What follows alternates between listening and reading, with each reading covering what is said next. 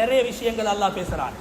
பேசக்கூடிய இடங்களில் எல்லாம் அதிகமாக அல்லாஹ் பேசக்கூடிய ஒரு சாரார், அதிகமாக அல்லாஹ் ஞாபகப்படுத்தக்கூடிய ஒரு சாரார், எங்கட பணத்தால முதலாவது உலகத்துல உபசரிக்கப்படக்கூடியவர்கள், கவனிக்கப்படக்கூடியவர்கள் யார்?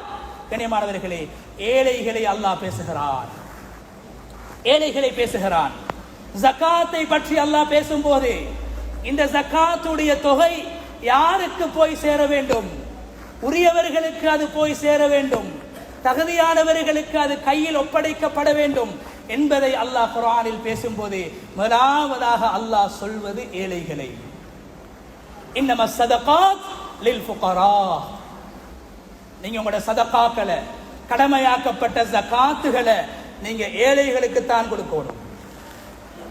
யுத்தத்தில் கலந்து கொண்டு யுத்தத்தில் பெறக்கூடிய கனிமத்துடைய பொருட்கள், அதே போன்று அல் ஃபை என்று குர்ஆன் சொல்லக்கூடிய இரண்டு விதமான வருமானங்கள், இஸ்லாமிய ஆட்சிக்கு கிடைக்கக்கூடிய இரண்டு வருமானங்கள், ஒன்று கனிமத், இரண்டாவது ஃபை.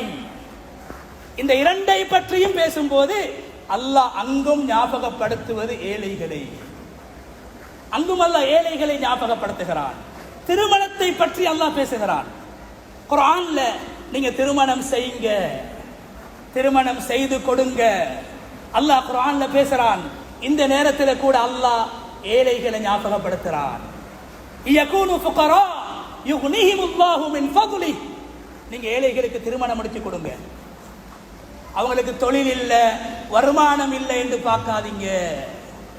ஏழைகளும் வாழணும், அவங்களோட உணர்வுகளை பரிமாறிக்கொள்ளணும், ஹலாலான உணர்வுகளை ஹலாலான முறையில தீர்க்கணும். ஏழைகளுக்கு நீங்க கல்யாணம் முடிச்சு கொடுங்க அல்லாஹ் சொல்றான். ஜகாத் மட்டுமல்ல, எங்கட பணத்தால செய்யற கடமை சமூகத்துக்கு நிறைய செய்ய வேண்டியிருக்குது. ஏழைகளுக்கு நீங்க கல்யாணம் முடிச்சு கொடுங்க.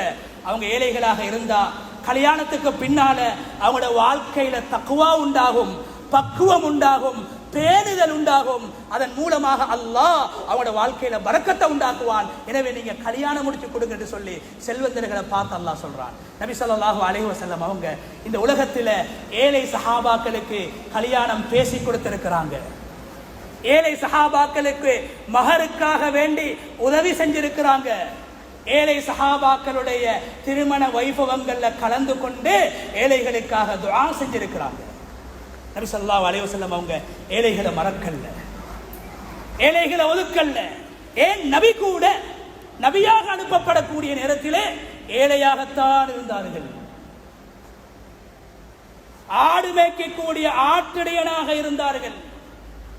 உலகத்துக்கு வந்த நபிமார்கள் எல்லோரும், சுலைமான் அலைஹிஸ்ஸலாத்தை தவிர ஏனைய நபிமார்கள் எல்லோரும் ஏழை குடும்பத்திலிருந்து தான் தெரிவு செய்யப்பட்டிருக்கிறார்கள். மூசா அலைஹிஸ்ஸலாத்தை அல்லாஹ் சொல்கிறான், மூசா அலைஹிஸ்ஸலாம் தன்னுடைய வாயினால் சொல்கிறார்கள், இன்னி ஃபகீர், நான் ஒரு ஏழை. இந்த உலகத்துக்கு முதலாவது அனுப்பப்பட்ட ரசூல், முதலாவது நபி ஆதம் அலைஹிஸ்ஸலாம், முதலாவது ரசூல் நூஹ் அலைஹிஸ்ஸலாம். நூஹ் அலைஹிஸ்ஸலாத்தை பார்த்து அந்த சமூகம் சொன்னார்கள், நூஹே, நாங்கள் உங்களை ஏற்றுக்கொள்ள வேண்டுமாக இருந்தால் உங்களோடு இருக்கக்கூடிய ஏழைகளை நீங்கள் ஒதுக்க வேண்டும். உங்களை அதிகமான ஏழைகள் தான் பின்பற்றுகிறார்கள். ஏழைகள் பின்பற்றக்கூடிய உங்களை நாம் ஏற்றுக்கொள்ள மாட்டோம். ஏழைகளை நீங்கள் ஒதுக்க வேண்டும், அப்போதுதான் உங்களோடு நாங்கள் சேருவோம் என்று நூஹ் அலைஹிஸ்ஸலாத்துடைய காலத்தில் வாழ்ந்த செல்வந்தர்கள் சொன்னார்கள். நூஹ் அலைஹிஸ்ஸலாம் என்ன சொன்னாங்க?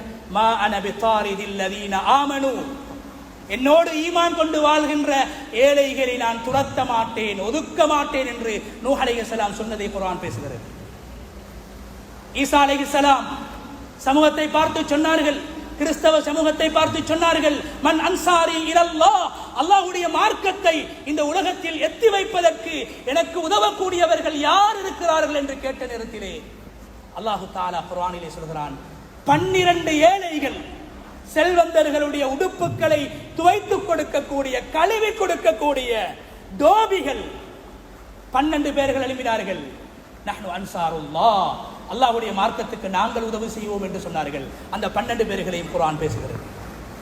ரசூலுல்லாஹி ஸல்லல்லாஹு அலைஹி வஸல்லம் அவங்களுடைய சபைக்கு ஏழைகள் வந்தார்கள். சுஹைப் ரூமி ரலியல்லாஹு அன்ஹு அவர் சவுதியே கிடையாது, ஹிஜாஸே கிடையாது, ரோம் தேசத்திலிருந்து வந்தவர்கள். சல்மான் அல் ஃபாரிசி ஃபாரிஸிலிருந்து வந்தவர்கள். பிலால் ஹபஷி எத்தியோப்பியாவிலிருந்து வந்தவர்கள். அம்மார் இப்னு யாசிர் போன்ற ஏழைகள் நபி அவர்களுடைய சபையிலே இருக்கிறார்கள். கண்ணியமானவர்களே, இருக்கக்கூடிய நேரத்தில்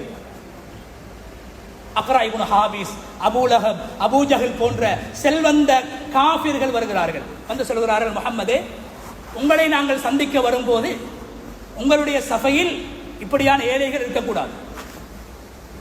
விருப்பம் என்றால் உங்களுடைய சபையில் ஒரு நாள் ஏழைகளுக்கும் ஒரு நாள் எங்களை போன்ற செல்வந்தர்களுக்கும் நீங்கள் நேரம் தர வேண்டும். குர்ஆன் பேசக்கூடிய சம்பவம், கட்டுக்கதை அல்ல. ஒரு நாள் ஏழைகளுக்கு, ஒரு நாள் செல்வந்தர்களுக்கு. நாம் வரும்போது ஏழைகள் உங்களுடைய சபையில் இருக்கக்கூடாது. கண்ணியமானவர்களே, நபி அவங்க பார்த்தாங்க, நல்ல ஒரு விஷயம். செல்வந்தர்களுக்கு, குறைஷி காபிர்களுக்கு இஸ்லாத்தை சொல்லக்கூடிய ஒரு சந்தர்ப்பம், நல்ல விஷயம் தானே என்று நபி அவங்க பார்க்கிறாங்க. ஒரு நாள் ஏழைகளுக்கு ஒதுக்குவோம், ஒரு நாள் குறைஷி காபிர்களுக்கு செல்வந்தர்களுக்கு ஒதுக்குவோம் என்ற எண்ணம் ஏற்படுகின்ற போது அல்லாஹ் குர்ஆனுடைய ஆயத்தை இறக்கிறார். ولا تطرد الذين يدعون ربهم بالغداة والعشي يريدون وجهه. அல்லாஹ்வுக்காக வேண்டி காலையிலும் மாலையிலும் நபியே உங்களுடைய சபையில் அமர்ந்து அல்லாஹ்வின் பக்கம் அழைக்கக்கூடிய, அல்லாஹ்வை ஞாபகப்படுத்தக்கூடிய அந்த மக்களை நீங்கள் விரட்ட வேண்டாம், ஒதுக்க வேண்டாம், கழிக்க வேண்டாம். ولا تعد عيناك عنهم. அந்த ஏழைகளுடைய விஷயத்துல நீங்க கவனம் செலுத்த வேண்டும். ஏழைகளுடைய விஷயத்தில் நீங்க கவனம் செலுத்தணும். ஃபதத்ருதஹும் ஃபதகூன மினல் வாலிமீன். நபியே, நீங்க ஏழைகளை ஒதுக்கி, இது காசு கொடுக்காம ஒதுக்கல்ல, சஃபையில ஒதுக்கவானாம், உங்களுடைய இஃப்தார் நிகழ்வுகள்ல ஒதுக்கவானாம், உங்களுடைய வீண் விரயமான இஃப்தார் வைபவங்களுக்கு ஏழைகளையும் சேருங்க. நபி அவங்க சொன்னாங்க, உலகத்துல ஆக மோசமான சாப்பாடு வலிமா என்று சொன்னாங்க. வலிமான நாங்க நினைச்சிடக்கூடாது, கல்யாணம் முடிச்ச ஒத்தர் போடக்கூடிய சாப்பாடு மட்டும்தான் வலிமான நினைச்சிடக்கூடாது.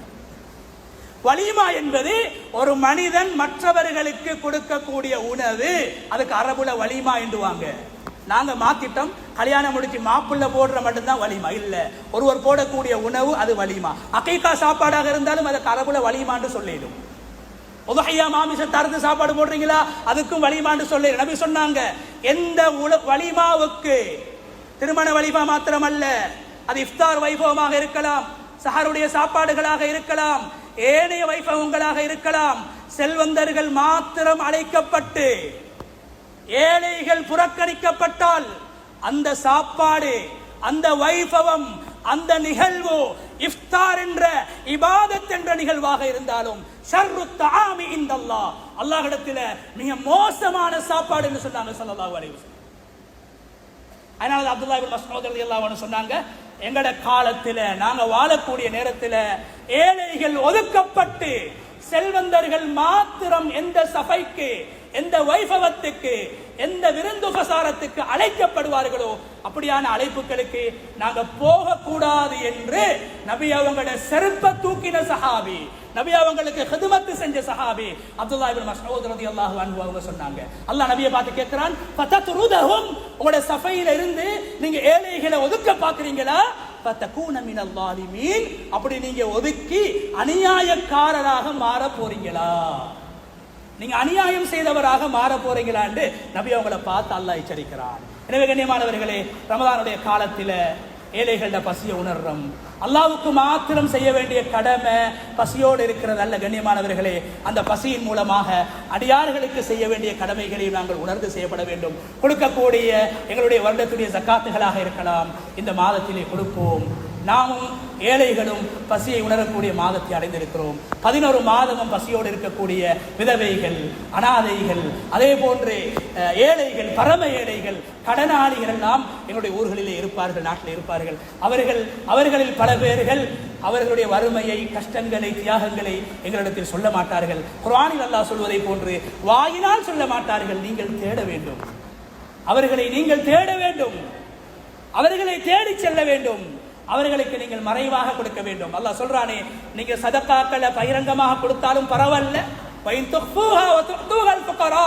அந்த சதக்காக்களை நீங்க மறைச்சி ஏழைகளுக்கு கொடுத்தால் ஃபுகராக்களுக்கு கொடுப்பது மிக சிறந்தது என்று அல்லாஹ் குர்ஆன்ல பேசுறான். எனவே கண்ணியமான அல்லாஹ்வுடைய நல்லடியார்களே, அடியார்களுக்கு செய்ய வேண்டிய கடமையை அல்லாஹ் பேசிவிட்டு அடியார்களுக்கு இரண்டு விதமாக நாங்கள் உதவி செய்ய வேண்டும், சதக்காக்களை கொடுக்க வேண்டும் என்பதையும் அல்லாஹ் பேசுகிறான். ஒன்று சிர்ரன் வ அலானியா, நீங்க செய்யக்கூடிய சதக்காக்கள்ல சிலதை நீங்க ரகசியமாக கொடுங்க. ஏழைகளுக்கும் உணர்வு இருக்குது, ஏழைகளுக்கும் மரியாதை இருக்குது, ஏழைகளுக்கும் சுயமரியாதை இருக்குது என்பதை உணர்ந்து நீங்க கொடுக்கக்கூடிய சதக்காக்களை கொடுங்க, மறைச்சு கொடுங்க. தனிநபர்களுக்கு கொடுக்கக்கூடிய சதக்காக்களை, தான தர்மங்களை, உதவிகளை, புண்ணியங்களை மறைச்சு கொடுங்கன்னு குர்ஆன்ல அல்லாஹ் சொல்றான். அதை பிடிச்சிட்டு 1 கிலோ சீனியை கொடுத்துட்டு 20 போட்டோ எடுத்து Facebookல போடாதீங்க. ஒரு மெஷினை வாங்கி கொடுத்துட்டு ஒரு விதவிட போட்டோவை Facebookல போடாதீங்க. அல்லாஹ் சொல்றான், அவங்களுக்கு மனசு இருக்குது, உள்ளம் இருக்குது, உணர்வு இருக்குது. சில சதக்காக்கள் தனியா செய்யணும். தனிநபர்களுக்கு, ஏழைகளுக்கு வழங்கப்படக்கூடிய சதக்காக்களை அல்லாஹ் சொல்றான் மறைச்சு கொடுங்க. அலானியா, எல்லாத்தையும் மறைச்சு செய்யாதீங்க. அல்லாஹ் சொல்றான் சில சதக்காக்களை பகிரங்கமாக கொடுக்கணும். ஜக்காத்தை பகிரங்கமாக கொடுங்க. அப்பதான் பாப்பா ஜக்காத் கொடுக்காதவன் இவரே ஜக்காத் கொடுக்கிறாரு, சாதாரண வியாபாரி, நானும் கொடுக்கணும். பள்ளிவாசலுக்கு பகிரங்கமாக கொடுங்க, மதரசாக்களுக்கு பகிரங்கமாக கொடுங்க, பொது இடங்களுக்கு பகிரங்கமாக கொடுங்க. அப்பதான் செலவழிக்காதவர்கள், கஞ்சத்தனத்தோடு வாழக்கூடியவர்கள், இறுக்கமாக வாழக்கூடியவர்கள், ஏழைகளின் உடைமைகளை உரிமைகளை மறந்து வாழக்கூடியவர்கள் கண் திறப்பார்கள். ஆனா ஒரு தனி விதவைக்கு கொடுக்கறத, அனாதைக்கு கொடுக்கறத, தனி ஒரு கடனாளிக்கு கொடுக்கறத பகிரங்கப்படுத்தாதீங்க. அவனோட மனசு உடையும் என்பதையும் குர்ஆன் அல்லாஹ் ஞாபகப்படுத்தும். எனவே